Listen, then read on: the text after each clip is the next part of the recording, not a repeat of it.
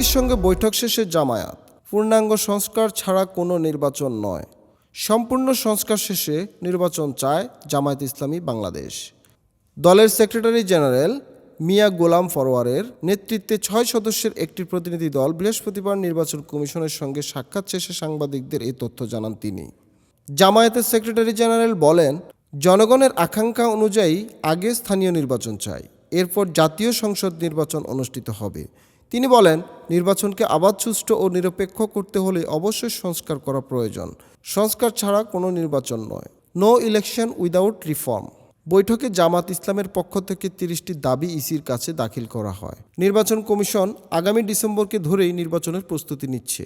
আপনারা এর সঙ্গে একমত কিনা? সাংবাদিকদের এমন প্রশ্নের জবাবে মিয়া গোলাম ফরওয়ার বলেন, দিন তারিখ কোনো বিষয় নয়, আগে সম্পূর্ণ সংস্কার করতে হবে, তারপর নির্বাচন।